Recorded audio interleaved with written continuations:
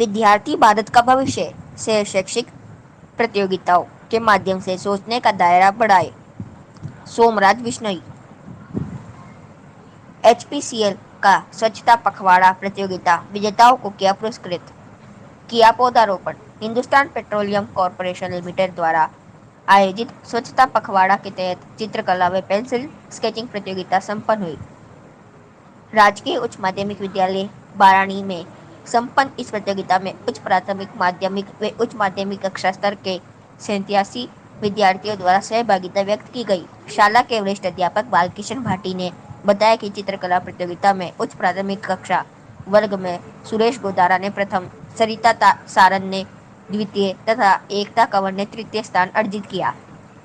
वहीं दिशा कंवर को सांत्वना पुरस्कार के लिए चयनित किया गया। माध्यमिक व उच्च माध्यमिक कक्षा वर्ग में कौशल्या जांगू प्रथम, कविता सारन द्वितीय व जानी लॉयल तृतीय विजेता बने, जबकि टीना गौड़ की पेंटिंग भी आकर्षक रही। इसी प्रकार पेंसिल स्केचिंग प्रतियोगिता में हरिंदर भारती ने प्रथम, वसुंधरा कंवर ने द्वितीय व मुकेश नायक ने तृतीय स्थान हेतु पुरस्कार पाया, जबकि विक्रम सिंह व शारदा बिस्सू को भी सांत्वना पुरस्कार मिला। कार्यक्रम में निबंध प्रतियोगिता के विजेता सलोनी सारन, प्रियंका जांगू, वसुंधरा सारन, निकिता कंवर, श्यामलाल गोदारा, मनीषा जांगू, कमल गोदारा व हरिंदर भारती को भी पुरस्कृत किया गया। प्रतियोगिता में व्याख्याता मोहम्मद यूसुफ पठान, अर्जुन राम ढूकिया, मानाराम गोदारा, अनिता सिंवर, अंकिता शर्मा ने निर्णायक दायित्व का निर्वहन किया। एचपीसीएल के नागौर जिला बिक्री अधिकारी सोमराज बिश्नोई के मुख्य आतिथ्य में आयोजित कार्यक्रम की अध्यक्षता शाला प्रधानाचार्य मगनाराम गोदारा द्वारा की गई, जबकि कार्यक्रम के वरिष्ठ अतिथि संत शिरोमणि लक्ष्मीदास महाराज विकास संस्था अमरपुरा नागौर के कोषाध्यक्ष व एचपी के डीलर कमल भाटी, पुनीत बिश्नोई, ओम प्रकाश सियाग, इंद्रजीत सुरेश खींचड़ थे। इस अवसर पर अपने उद्बोधन में सोमराज बिश्नोई ने कहा कि स्वच्छता को विद्यार्थी केवल सप्ताह व पखवाड़े का कार्यक्रम न बनाए, ये वर्ष भर चलने वाला अभियान है। आधुनिक समय में वैश्विक जगत में कार्बन फुटप्रिंट की स्थिति बनी है। इसका अर्थ यह है कि पृथ्वी पर कार्बन का उत्सर्जन लगातार बढ़ रहा है। इससे उत्पन्न ग्लोबल वार्मिंग आदि के कारण चर्म रोग आदि बढ़ रहे हैं। विद्यार्थी भारत का भविष्य है। पूर्व की पीढ़ी ने हमें एक अच्छा विश्व उधार दिया है, अगली पीढ़ी को भी वैसा ही सौंपे, ये विद्यार्थियों सहित सबकी जिम्मेदारी है। उन्होंने कहा कि शैक्षणिक प्रतियोगिता में सहभागिता से सोचने का दायरा बढ़ता है, सोचने की शक्ति विकसित होती है। केवल किताबों पर निर्भर रहना अच्छी स्थिति नहीं है, अतिरिक्त गतिविधियां भी जरूरी हैं। कार्यक्रम में प्रधानाचार्य मगनाराम गोदारा ने भी विचार व्यक्त किए। वरिष्ठ अध्यापक मानमल सारस्वत ने आभार ज्ञापित किया।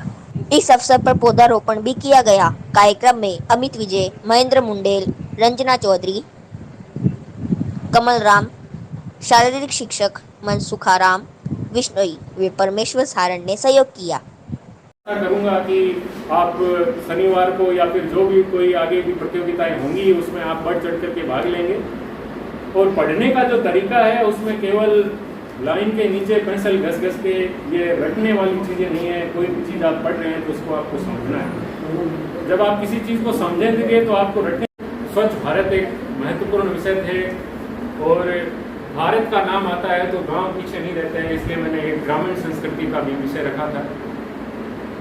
जैसे आप मेरे 2 डीलर यहाँ पे है, इनसे पूछ लीजिए, मैं कभी किसी भी आउटलेट पंप पे जाता हूँ तो मैं कभी प्लास्टिक की बोतल से पानी नहीं पीता हूँ। उसका कारण एक बहुत सिंपल सा है कि मेरी उम्र 60 साल हो सकती है, 70 साल हो सकती है, जिसमें से 20-25 साल निकल गई है, लेकिन जो प्लास्टिक की बोतल है उसकी उम्र हजारों साल है। और एक दिन मैं जाता हूँ, एक प्लास्टिक यदि वो मेरी वजह से उत्पन्न होता है और हर पंप पे जाऊंगा मैं, मेरे अंदर पूरे 100 पंप है, 100 प्लास्टिक यदि एक बार जाता हूँ तो 100 प्लास्टिक पैदा करता हूँ, जो कि मेरे मरने के बाद भी रहेगी, मेरी हजारों पीढ़ियाँ निकल जाएगी, वो यही रहेगा। तो जो ये सिंगल यूज प्लास्टिक है, इसको मैं सिंगल यूज प्लास्टिक बोलता हूँ, इसको धीरे धीरे भारत सरकार भी बैन कर रही है। और मैं ऐसे कई कार्यक्रमों में भाग लेता हूँ जहाँ हम लोग इस चीज़ की अवेयरनेस पैदा करते हैं कि भाई सिंगल यूज प्लास्टिक को यूज नहीं करना। उसमें क्या है कि आप इसमें कैसे सहयोग कर सकते हैं। उसका सहयोग करने का तरीका ये है कि आप सब्जी लेने या मार्केट जाते हैं तो उनको साथ में कपड़े की थैली से दो। उससे क्या, जो एक प्लास्टिक की थैली है वो घर में आने से बचेगी और उससे जो प्लास्टिक कचरा हमारी धरती पर पैदा हो रहा है वो कम हो जाएगा।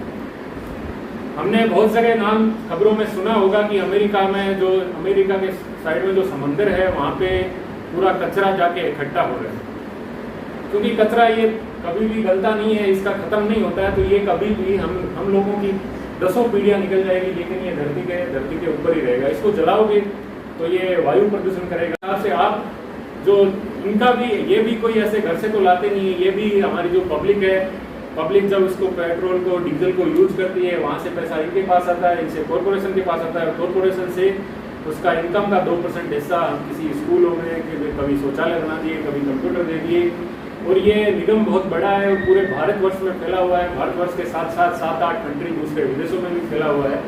देशों की कंपनियों के मालिक बने बैठे हैं, सीईओ होता है वो एक मालिक ही होता है, बाकी वो जो इतना उसका पैसा हो किसी का हो, लेकिन उस कंपनी को चलाने वाले हमारे भारत के हैं।